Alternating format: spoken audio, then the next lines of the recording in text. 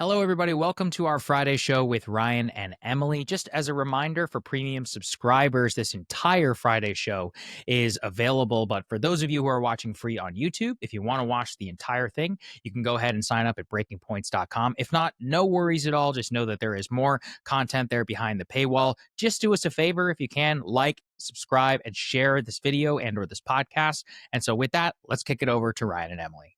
Good morning. Thank you so much for joining us on another exciting Friday show. Ryan, how you doing? I'm doing well. How about yourself?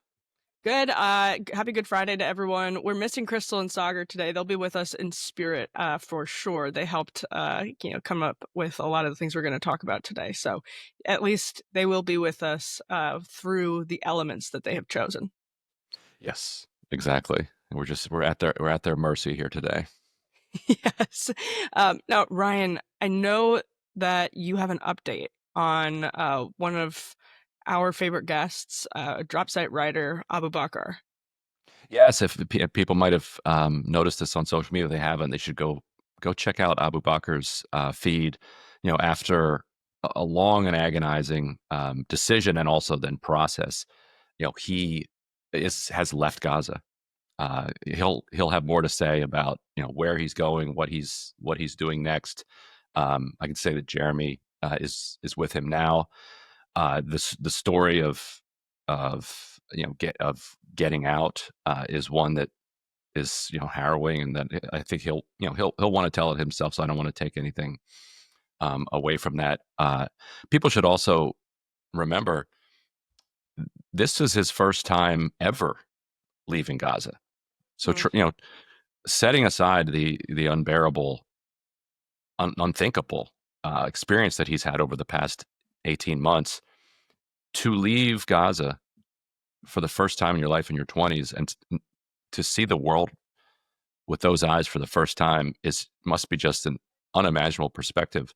And it will be, I think, a fascinating one, because he'll be seeing the world, through that perspective, and which I think will help us, see that world in kind of a new way. It was an agonizing decision that no human being should be forced to make, to either, stay with your family, stay with your people, stay committed to what you're doing, and quite plausibly die of malnutrition, or leave your family, leave your people, and pursue the fight from elsewhere. Like it's a choice that I can't even imagine what it must be like to have had to wrestle with that. I'm thankful that he's safe right now. Yeah, we're excited, I think, to be able to hear more from him about how harrowing exactly that journey was, Ryan. Looks like my camera just froze again. There it is. Okay. So we have a lot to get through because the case of Kilmar Abrego Garcia continued to be, there were developments throughout the day yesterday in the case of Kilmar Abrego Garcia, but also, Ryan, there's a drop site scoop that we're actually going to start with about deportations and people having trouble with their ability to remain in the United States. We'll get into all of that. We're going to talk about some market updates. Elizabeth Warren actually did battle on CNBC yesterday, so we have some cool clips from that, and more from Bernie and AOC's war on the Democratic Party, or the Democratic Party's war on Bernie and AOC. And we'll be joined by the author of The Squad for that blog. So you don't want to miss it. That's, of course, Ryan Grimm. All right, Ryan. I can put this drop site element up on the screen. This is a scoop that you guys got yesterday. Well, I would call this a Huffington Post level scoop, in the sense that it wasn't ours. The terrific reporter Jackie Llanos for the Florida Phoenix has been has been tracking this story. But what we used to do it so effectively at the Huffington Post, in which we still do. With our social media feed, is we'll try to elevate things that the rest of the national media is missing, and the media had missed this. The story is wild, and I guess it has a good ending at this point. Juan Carlos Lopez Gomez, who was at the center of it, was eventually freed late yesterday. But effectively what happened, Florida passed a law that says that if you bring an unauthorized alien into the state of Florida, that is a state crime on top of it being a federal crime and a matter for ICE. And so this guy, Lopez Gomez, was driving from Georgia, or he was in a passenger seat coming from Georgia to Florida. They got pulled over and he didn't speak English. And so they arrest him and hold him. Now, it turns out he was born in Georgia. When he was 1, he moved to southern Mexico and basically grew up there. And he grew up speaking a Mayan language, Ixotel, I think it's called. People can correct me on that. It's a very common language in Guatemala and southern Mexico. And obviously it has been spoken on this continent for, I guess, probably thousands of years at this point, which is, let's underscore the irony here of, you're here, speak English. It's like, no, but England is an island that's many thousands of miles away from here. This is a language that's been spoken here for thousands of years. Setting that aside, the cops are like confused by this situation at best. They arrest him. He gets his day in court, and his mother shows up with his birth certificate and his social security card. Which, okay, Florida cops made a mistake. Let the guy go.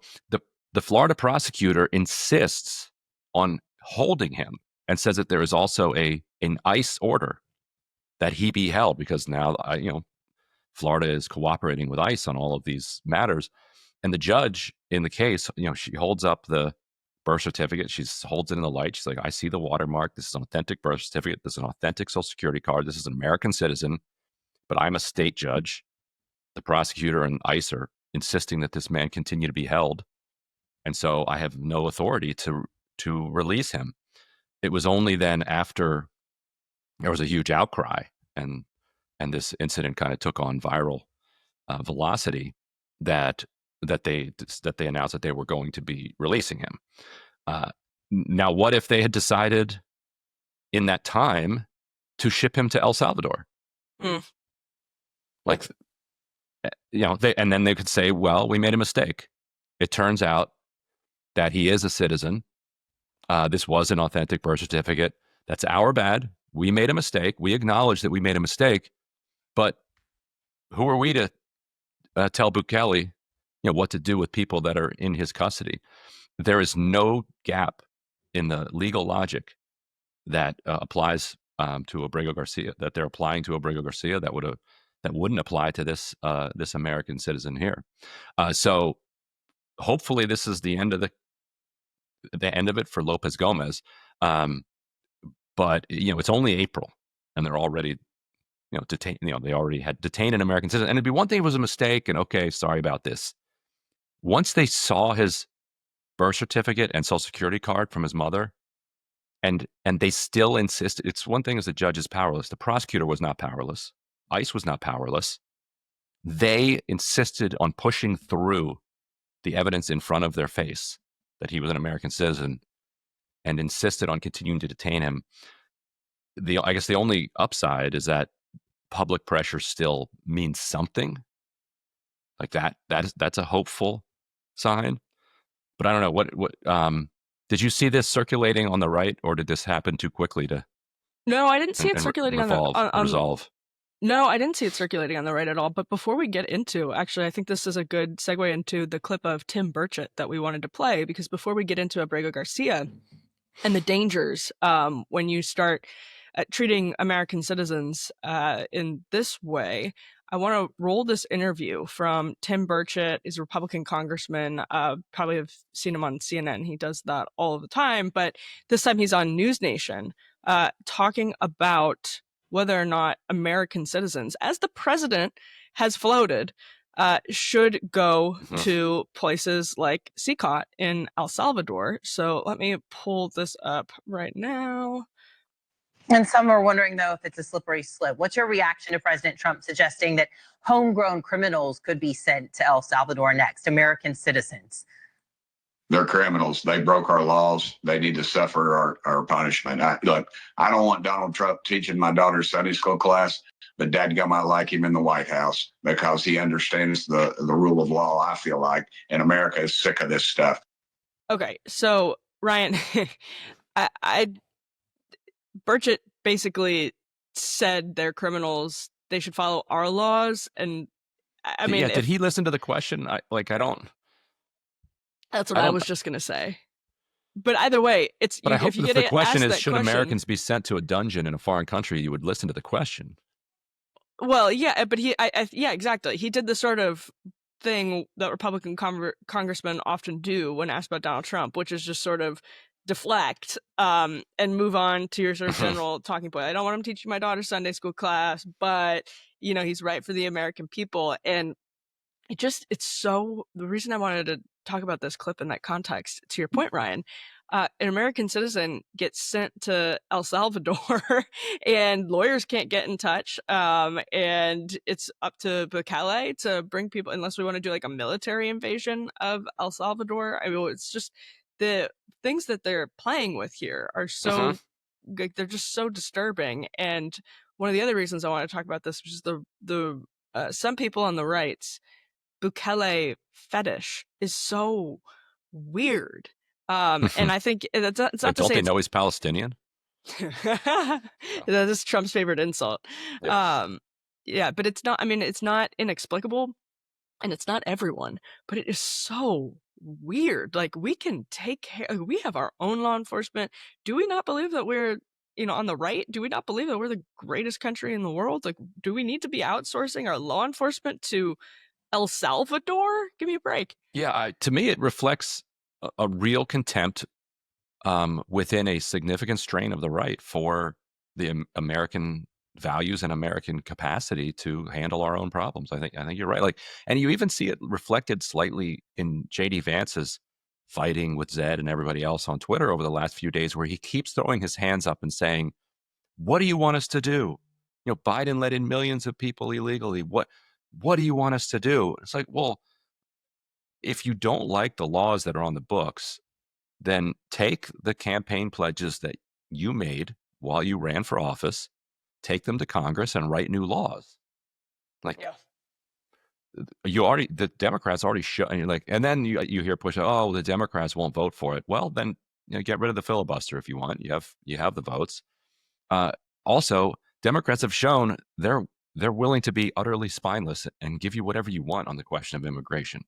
The Lake and Riley Act, I don't know, allows immigration authorities to go back and deport anybody who has been charged with a crime. Accused. That's it. Just charged. There.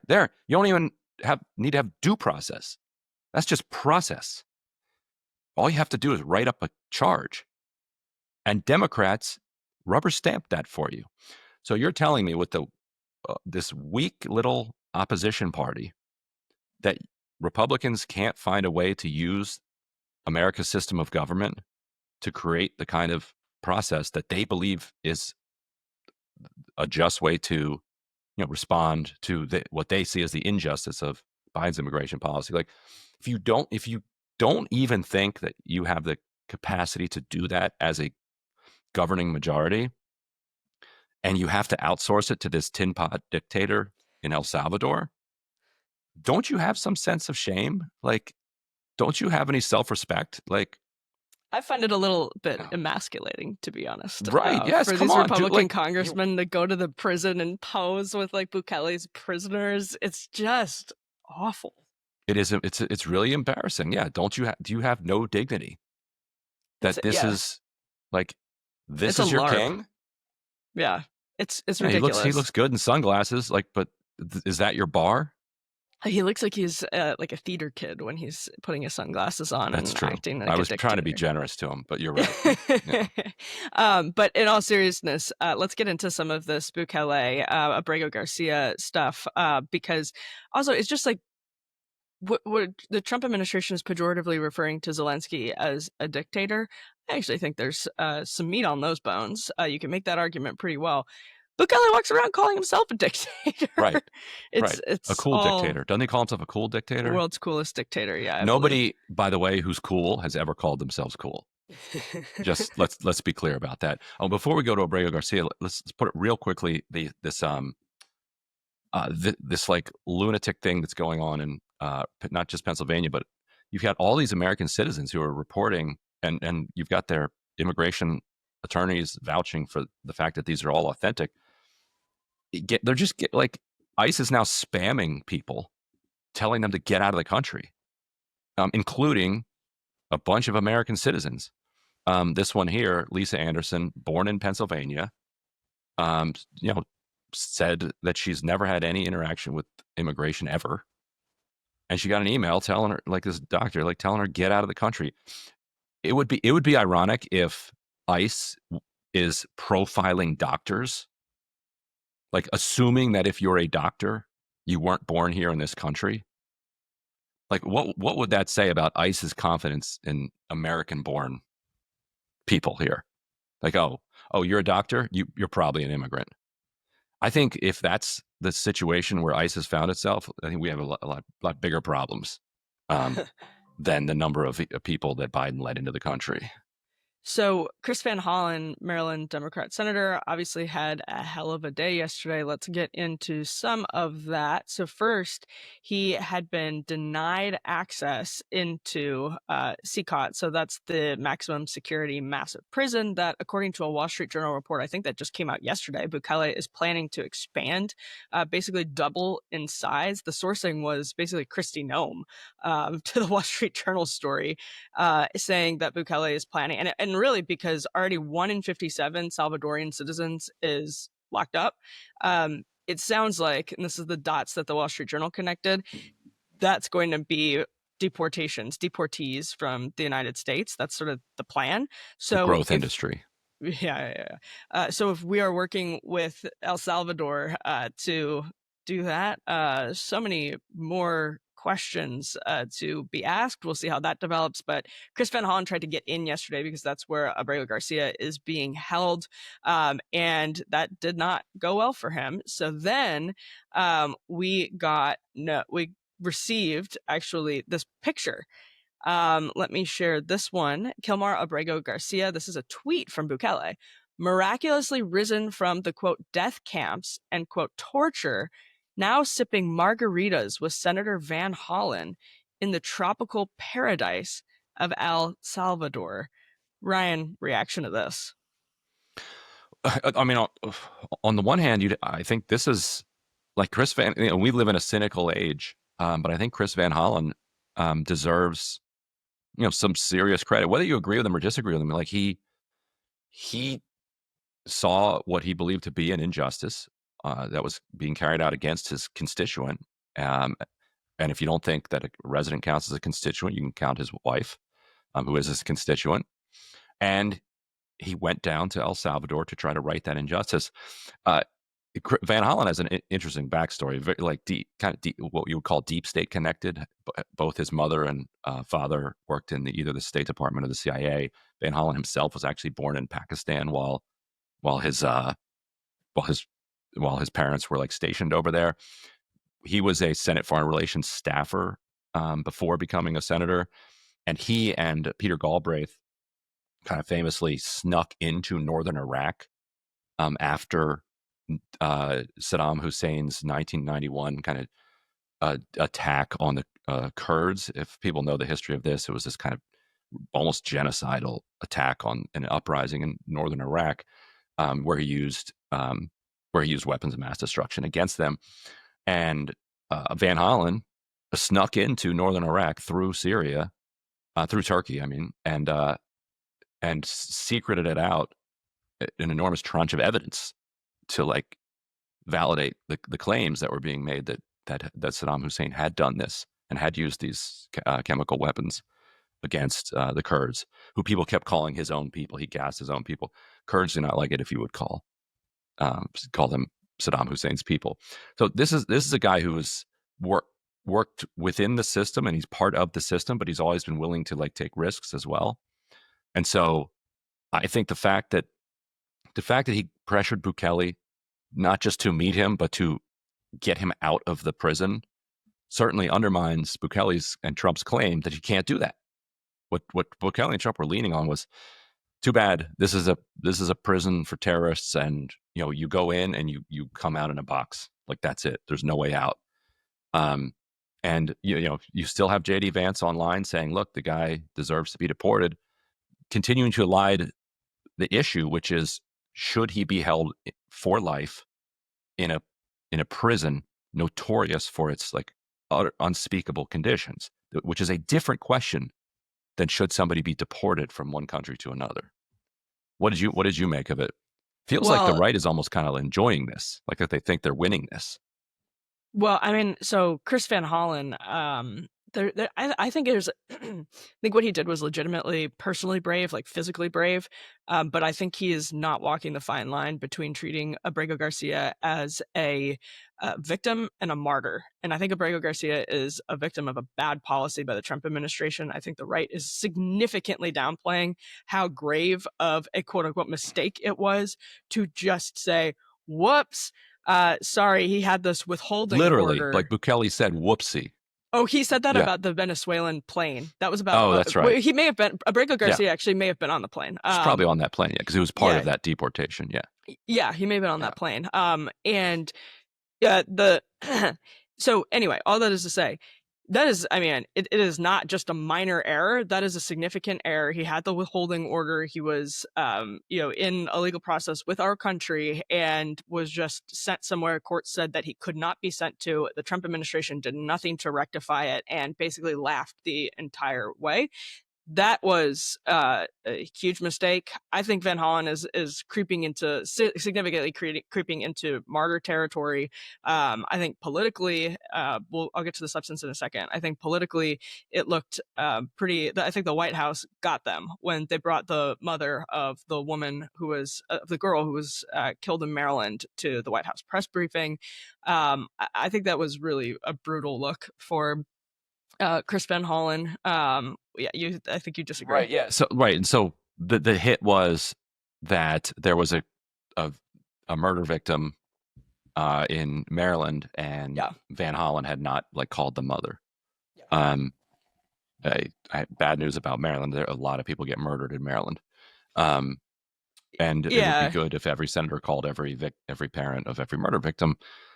The strong implication from the White House there was that Abrego Garcia had killed this woman, or no. I think what exactly is the mom? The point?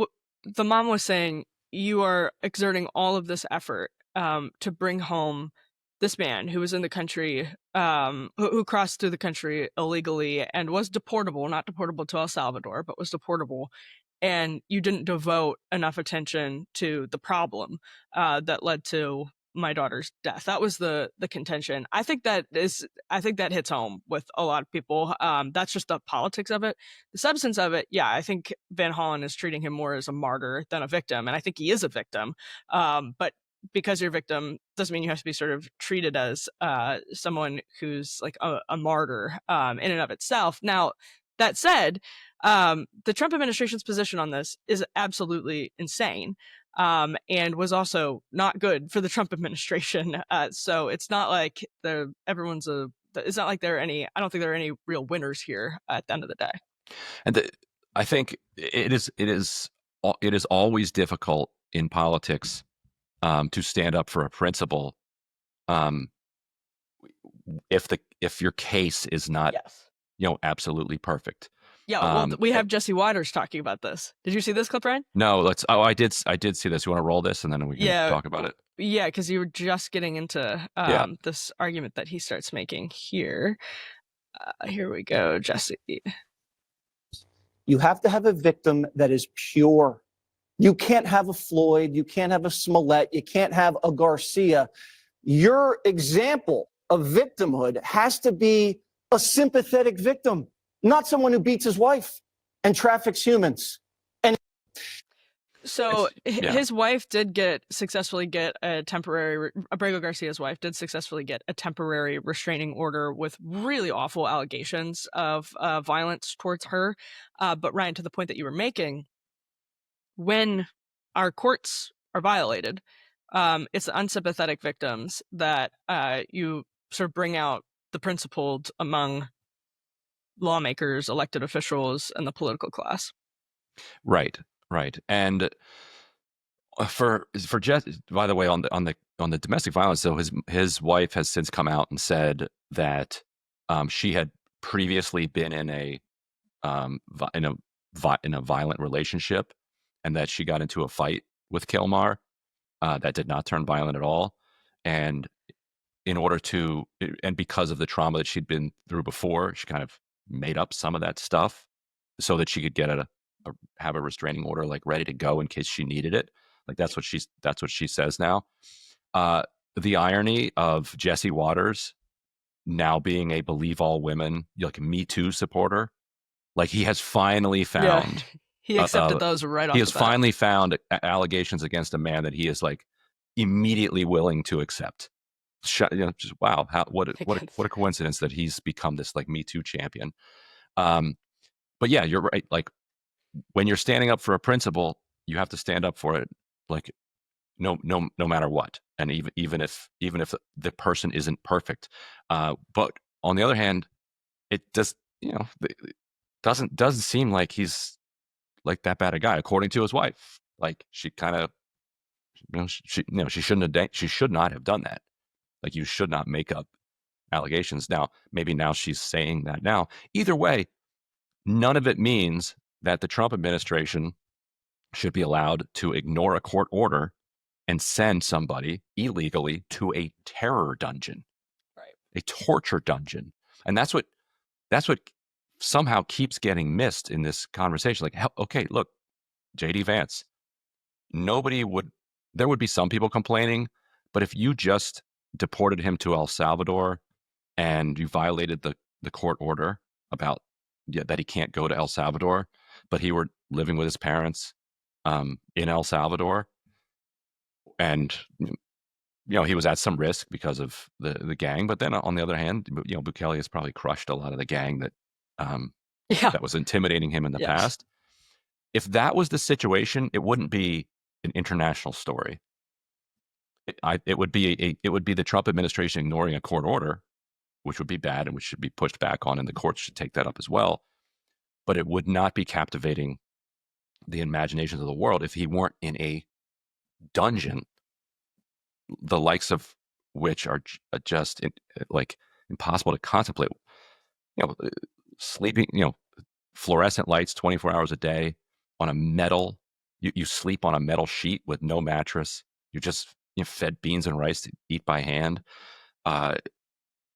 Presumably, there's just violence at all hours because there's a decent number of violent people in there already, and now they're all absolutely losing their minds in this situation. Just absolutely horrifying, and a place that nobody's expected to leave alive. If that's where he was sent, and that keeps getting lost.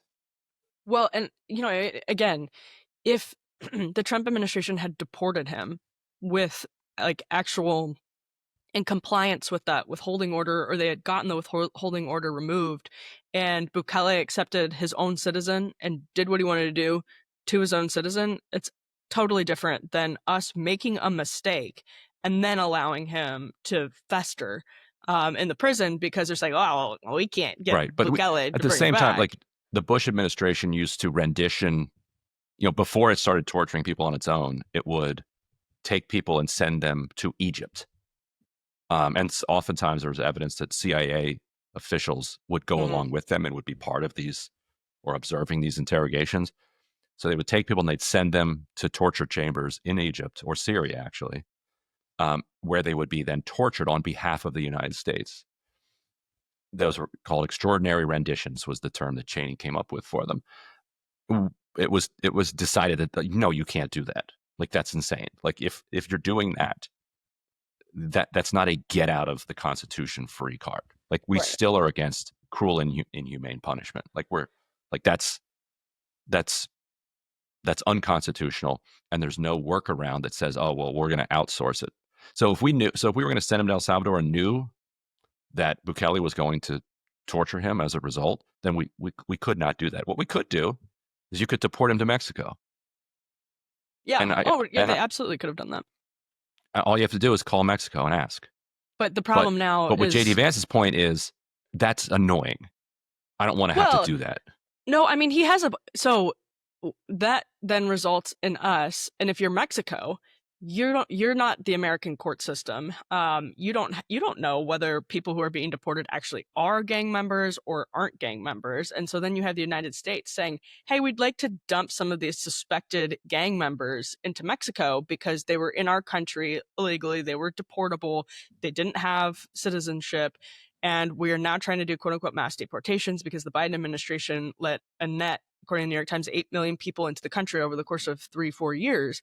If you say to Mexico, we have to, maybe just, 500,000 over the course of the next 4 years. We don't know for sure. That is genuinely a really difficult thing to do. And this is where the Trump administration is going to hit an absolute brick wall. And I think they've already realized that they've hit the brick wall, because now, and I say this as somebody who thinks that there is a significant problem here, and I don't know what mass deportation means because it doesn't have a number. But there are a lot of people in this country who I don't think, some of them are decent and hardworking and don't deserve to live in the shadows without an answer on their citizenship for years and years. I don't think that's good for anybody. And so now they're in this situation where it's like, well, you have all of these people from Venezuela. Marco Rubio, we like Venezuelans fleeing communism. That's like your whole thing. Cubans. What are you going to do with people who are like in these situations? You can't send them to Venezuela. You can't send them back to Cuba. So what are you going to do? Yeah, and I think you're breaking up for a second, but I interviewed the Venezuelan foreign minister a while ago, and under the Biden administration, and he had said, or basically suggested that, look, if we can normalize relations with the United States again, lift these sanctions, get back to a normal way of doing business, we can take a ton of these Venezuelans back into Venezuela. The same would be true of Cuba. The same would be true of Haiti. Like, we've destroyed these countries, created this mass exodus, and now we're like, oh, gee, there's nothing we can do with these people. The Venezuela point isn't a bad argument for Trump's perspective, because he loves being the historic deal breaker, or the deal maker, not breaker, deal maker. And this idea of like a generational thaw in the relationship with Venezuela in order to accept, tons of Venezuelan migrants that he surely wants to sweep up in quote mass deportations. I don't know. He's not boxed in like a President Marco Rubio would be, but he certainly has Marco Rubio as the Secretary of State and people who see the issue like Rubio does surrounding him. And that's the very traditional Cold War conservative perspective on total that Ronald Reagan actually violated to criticism from a lot of people of total non-cooperation and like non-contact basically with these types of countries. And so if Trump breaks that in order to get his migrants supported, that'll be interesting. I don't see it happening, but I would love to be wrong. My favorite thing is to be wrong in a good direction. So let's see. Last thing I think before, go ahead. I was gonna say, I've told people who I know who work on some of these issues that it might not be a bad idea to talk to Trump about Cuba. Yeah, come on. Yeah, or they're just trying to create a failed state. That's the current policy is, let's create a failed state and see what happens. He wants to do a Riviera in Gaza. Let me tell you, Donald Trump, what you could do with Havana. Yes. He can get his mob buddies over there. We can get the band back together. Right. Last thing before we move on. There's a new poll out that shows that the American people, like by a very, very wide margin, are just not supportive of this idea that we should be deporting students on behalf of Israel, on behalf of for simply expressing support for Palestine. By a wide margin, 54 to 23% oppose deporting green card holders, 52 to 26 oppose deporting student visa holders. So that's a 2-to-1 margin. With you've got a quarter of the people in the middle saying we're not sure. So it's there aren't a lot of issues in the U.S.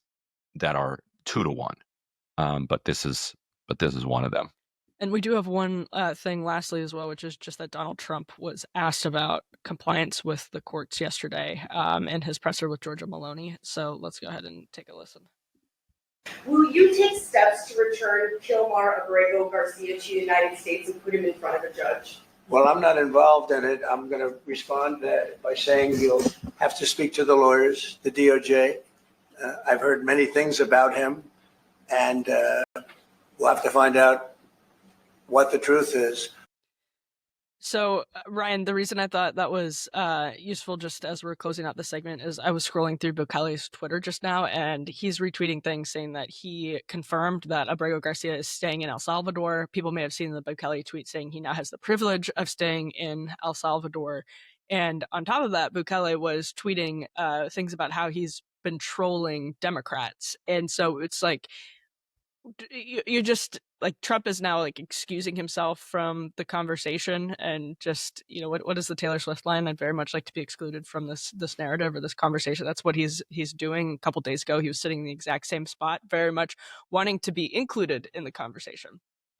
Yeah, Trump famously respects the independence of the Department of Justice, and so he's not gonna get involved in those affairs. Well, let's go to another significant quote from that press conference as we move over to the markets. This is Donald Trump. A lot of news yesterday on the Fed front. So much to break down. Let's start with Trump being asked about Jerome Powell. He had a lot to say about Jerome Powell in this press conference yesterday, where he was sitting beside Italian Prime Minister Giorgia Meloni. So here's Trump on Jerome Powell. He said that the termination of Jerome Powell cannot come fast enough. He says he won't leave it, even if you ask him to. Oh, he'll leave. If I ask him to, he'll be out of there. But I don't think he's doing the job. He's too late, always too late, a little slow, and I'm not happy with him. I let him know it, and if I want him out, he'll be out of there real fast. Believe me. Yeah, go ahead, please. Question. Are you trying to remove him, Mr. President? Yeah, question. Mr. President? All right. Ryan, reaction. Yeah, so the markets are, sending a signal that if Trump, forcibly removes the chairman of the Fed, that they would lose that much more confidence in the American economy. Like the U.S. economy is the envy of the world, and it is the kind of place where people, try to find safety and sanctuary because it is understood to be stable and to follow the rule of law. Because it is hard around the world to find, like the Chinese stock exchange, for instance, would be doing a lot better relative to Chinese economic capacity if there was more faith from international investors that investments were safe and that rule of law was followed. So if he's already taken a huge hammer to the idea of the stability of the American economy, if he goes and throws out the Fed chair in order to kind of prop up his tariff policy, what that would do is it would be another signal to Wall Street, which is currently kind of somewhere in the stage of denial or anger about the tariff policy. Like Wall Street is still desperately hoping that this guy can't be serious. He's like, in 90 days, please tell us he's not coming back and trying this again. And if he pushes out the Fed chair, that would be a signal that, oh, no, this guy is deadly serious. And he thinks that if he can just get control of the monetary flow, if he can mess with that spigot, then then his tariff policy is going to have some real staying power. Ryan, you're echoing Treasury Secretary Scott Bessent This is what's on the Yep. screen right here. This was a Politico story. Bessent has been privately underscoring that axing Powell would feed instability in the market, sources say, and Trump is also aware of the stakes. That means that though Trump is mad again at Powell, his job looks safe for now. Sorry to interrupt. You had Scott Bessent sitting there very stiffly in the press conference as Donald Trump was making those comments, and Bessent seems to be having a lot of his own perspectives taken very, very seriously. That's a lot of the reporting that Trump is leaning on Bessent heavily right now, both Bessent and Latnick. Maybe it's like a good and bad angel on the shoulder type dynamic. But this is the argument that you were just making is apparently the argument his Treasury Secretary is making to him. Yeah. If I agree with the Trump's Treasury Secretary, then it should maybe and he's take got a it great seriously. Treasury Secretary. Yes. So let's, he also defended his, I can pull this up here. He also defended his tariff policy to Maloney. Let's get this answer. Actually, about tariffs and what you plan to do going forward. No. I think if Prime Minister said to you, that changed your perspective. No, tariffs are making us rich. We were losing a lot of money under Biden, trillions of dollars, trillions on trade. And now that whole tide has turned. We're making a lot of money. We're taking in a lot of money. Don't forget, we're taking in 25% on cars, 25% on steel, 25% on aluminum, 10% baseline. And so the first estimates came in well under what Trump was expecting, right? Apparently $500 million has been collected through the tariff policy so far, which is, it's just a complete pittance. It just kind of like laughable in the face of the amount of money that has moved and changed hands. We're talking about trillions of dollars. As he joked, Charles Schwab made $2.5 billion through some shady insider trading in one day. So the entire American people have just gotten a fifth of that. Sounds like now we're really getting ripped off. Well, and in this grand cost benefit analysis, we're starting to get some examples of people posting. Actually, this is one man who posted an example of what the tariffs actually looked like. So he says, I got hit with this is Aaron Rubin, my first 20% tariff out of China, shipped before that jumped to 145%. I included the bill from CBP below. It's called the CN/HKEO 20% duty. The product isn't worth selling with 145% tariff. So despite selling over 1 million of this SKU in my tiny e-com business and customers being fairly happy, I will be discontinuing this product. And there's another example. This is Ryan Peterson. 2 of our American customers devastated by the tariffs gave up and sold themselves to their Chinese factories in the last week. And he posted, I believe, an entire thread of examples. Yeah, thousands and the millions of American small businesses, including many iconic brands, will go bankrupt this year if the tariff policies on China don't change. He says the manufacturers in Vietnam and elsewhere can't be bothered with small batch production jobs typical of small businesses supply. It just keeps going down the line, basically explaining. He says when they die, it may actually be the final victory for the Chinese manufacturers. They scoop up brands that took decades to build through the blood, sweat, and tears of some of the most creative and entrepreneurial people in the world. American brand builders are second to none worldwide. Right. Yeah. The deal that we had stitched out with China so far is that, like, we had the IP, we came up with these ideas, we've got the executives working the nice cushy jobs, and we want to reduce our costs and bust our unions, and so we're going to ship the production over to China. And what Trump is going to do, he's not going to bring the manufacturing back to the United States.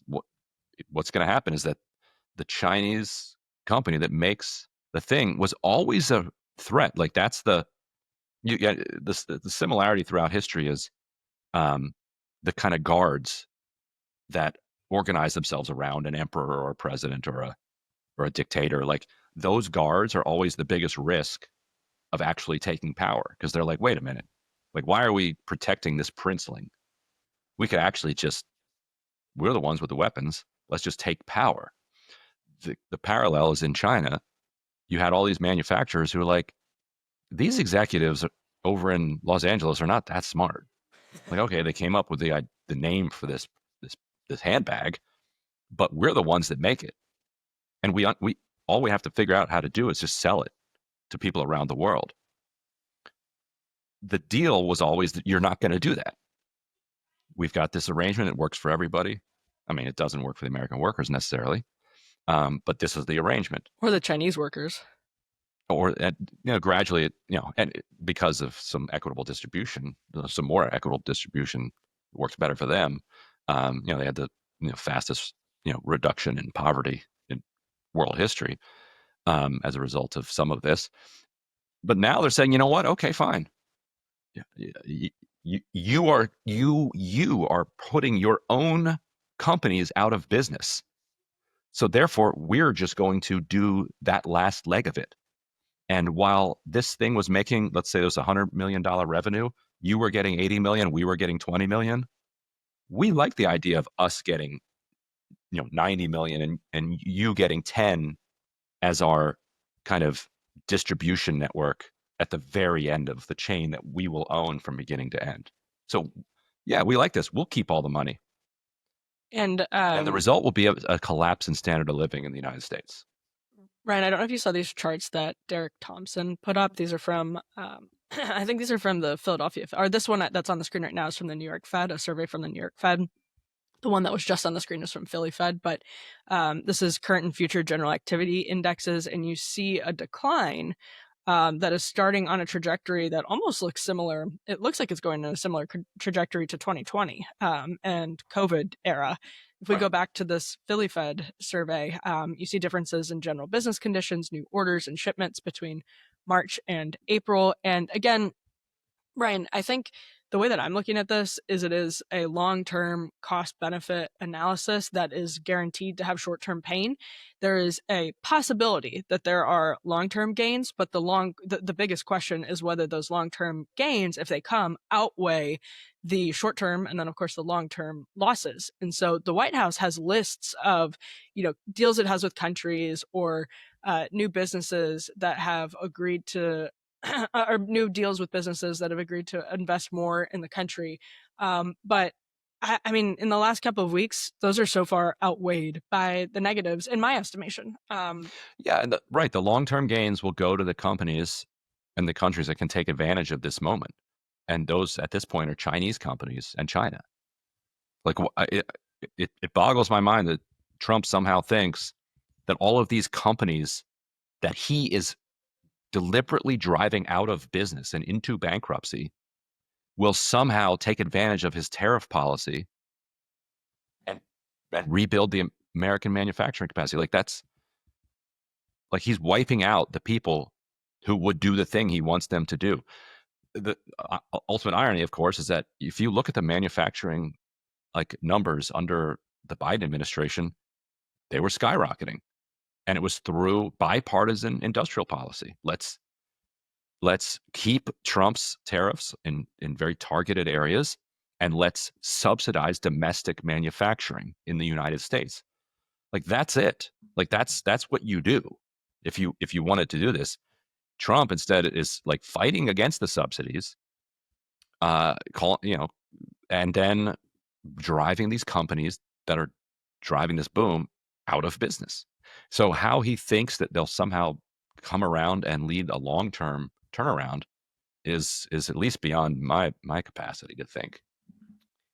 Should we roll these clips of Elizabeth Warren doing battle on CNBC? Yeah. I knew you would be excited about these. So here is the first one. There, she seemed to be on for quite a long time, right? Oh, I'm sorry. This is a CNBC poll. That's actually worth looking at before we even roll into this. A new CNBC poll that found Trump's job approval 44-51.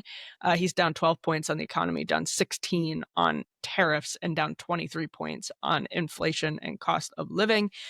So even by CNBC's metrics, that's where this is for Trump. Here we go with Elizabeth Warren. What evidence are you pointing to that this is a corrupt policy? Well, he right out in front announces a tariff policy, says there are going to be no exceptions to that policy. And then he says, I talked to Tim Cook. Oh, really? Shouldn't he be talking to the companies that it affects? Well, then he follows it up by saying, and all of a sudden, great deal available for Tim Cook. Tim Cook, who, by the way, put $1 million. It's a great deal available for Americans who have to buy iPhones. No, it is a great deal for one company. But how many of the competitors now get hurt? In fact, I'd like to know what else goes on in this deal. Is it that Tim Cook and his interests get protection, but any of his competitors, I don't know, do they get a higher interest rate? What happens to them? The corruption. And Yes. on the So, what there's evidence are you? Let's roll into the next clip here. As a reminder, so Congress gives the Fed the authority. Can the president terminate, not that he said he's going to do this, but can he terminate Powell's chairmanship earlier than his ended term? No. Under no circumstance? Nope. So that's not a concern for you? Does it? Well, I thought we were talking about legally, right? But this is a president who has shown himself willing to violate laws every place he goes, including willing to violate the Constitution of the United States. So that obviously puts things a little more in play than we ever would have guessed. But I really want to make a pitch here for a second about the importance of Powell staying in his job. Look, And it's you know, unusual coming from you. I was You're just very gonna critical say, of him. I have tangled with him on a regular basis about both regulations and interest rates. But understand this. If Chairman Powell can be fired by the President of the United States, it will crash the markets in the United States. The infrastructure that keeps this stock market strong, and therefore a big part of our economy strong, and therefore a big part of the world economy strong, is the idea that the big pieces move independent of the politics, that somebody is making his, their, her best decisions economically and independently. We understand that if the New York Stock Exchange, if interest rates in the United States are subject to a president who just wants to wave his magic wand, this doesn't distinguish us then from any other two-bit dictatorship around the world. Ryan, go off, Queen. Well, I mean, she's right on that point, but I also kind of understand a populist argument for why the Fed actually should be democratically controlled. Like this is the people's Federal Reserve. Yeah. This is the people's monetary policy. Now, I think that there needs to be a democratic system applied to it. So it's not because if you just allow the president without any input from Congress, then he's going to just play games with the economy in the leading into every election, and that makes a mockery of democracy, because like if the goal is to have the Fed be controlled by the will of the public, but the will of the public is manipulated by the president's control of monetary policy, then you don't actually have that. Right, you're substituting Jerome Powell for Trump, who's at least democratically elected, but still has what Elizabeth Warren is saying, the underlying principle. He's invoked emergency powers for these tariffs, for example, which is actually, again, in principle, sort of gets the argument that she's making about the whims of a principal being able to dictate these like significant market changes, which is historically why investments in the United States were different than investments in a lot of other places. Right. Yeah. Do we like being a global economic superpower or not? Like, do we like, what all this really shows is that if we want to keep our position as an economic superpower, we have to confront massive wealth and income inequality, because it is making us crazy. Like it is driving us like economically insane, and we're going to then commit economic suicide, which is what we're doing now if we don't turn this around. And that will put a dent in inequality, in the sense that it will take some of these billionaires' wealth from like 500 billion down to 300 billion, but that doesn't change their lives, and it doesn't make any of us feel any better. So in the interest of sharing what we mentioned earlier, the White House's the sort of deals that they're pointing to here, I just pulled up a press release that they sent. I think this was from last week, but you can see they have all of these bullet points. JSW Steel announced will be adding jobs at its Ohio Steel plant. BMW is considering adding shifts to boost production at its South Carolina plant. And I did click through some of these last week when I got it, and some of them predated Liberation Day. So take that for what it is. But Merck announced it will invest $8 billion in the U.S. over the next several years after opening a new $1 billion North Carolina manufacturing.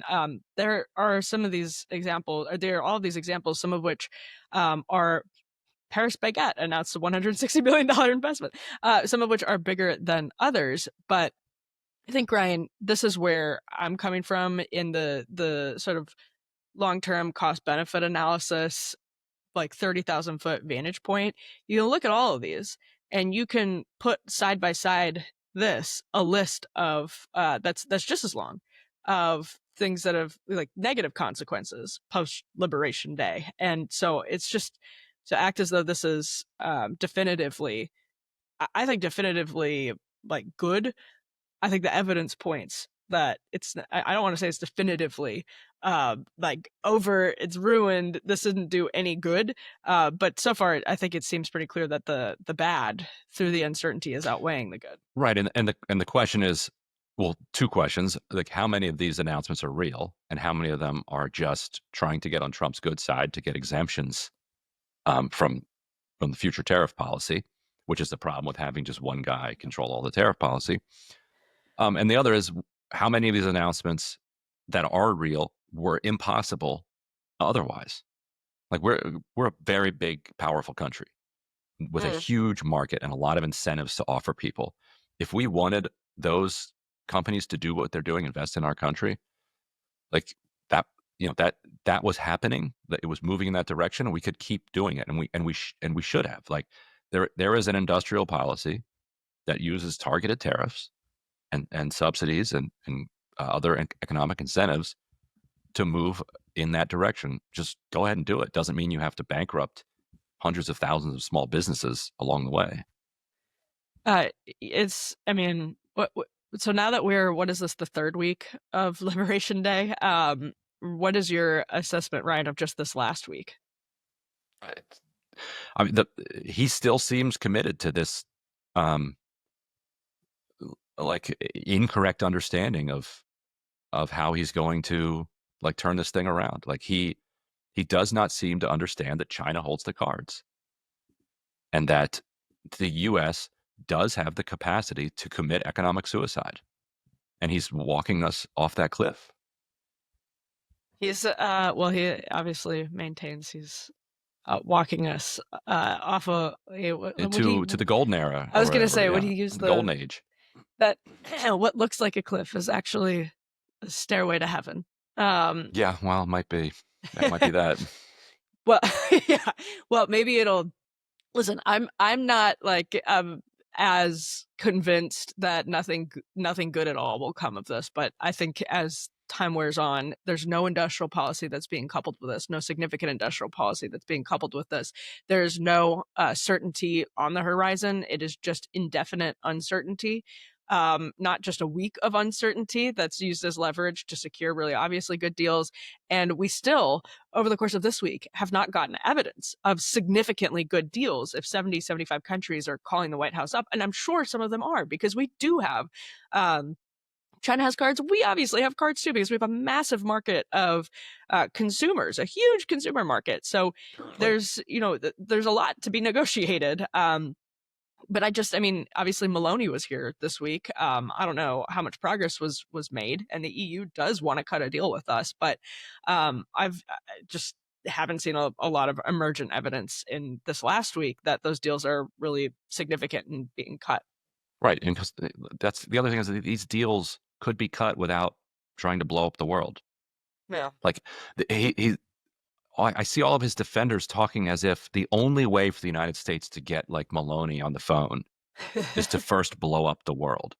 Like, again, have some self-respect. You're the United States of America, the most powerful country in the history of the world. You want a trade deal with the EU? You can do a trade deal with the EU. You don't have to throw a temper tantrum to get that to get those calls. Like, I see all his defenders saying, oh, his phone is ringing off the hook. He's the president of the United States. He can get anybody on the phone he wants. He didn't need to do this. He has significantly weakened his own negotiating position. I think there's an argument just to that, get Maloney on the phone or in the Oval Office. I think there's an argument that if the uncertainty had been that dramatic for a week, that is actually significant leverage that signals you are like, this is Donald Trump not messing around, and he's completely serious about doing what everyone thinks is crazy. He doesn't think it's crazy, and if he maintains it for a week, maybe he maintains it for 2 weeks, then you signal to people. It's always like foreign policy. Like, this is not him just throwing out different random ideas, like taking Canada. It's not him like joking around about the 51st state. This is completely serious.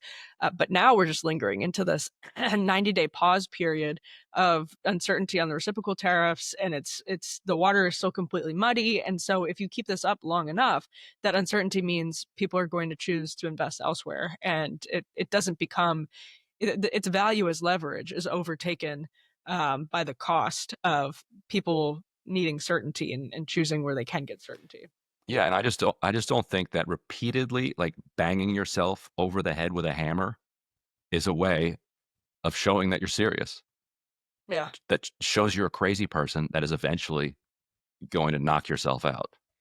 Well, I think you could show you're a crazy person, like briefly, and then you have to return from the abyss to actually get the deals. Just 2 hammer blows. Yes.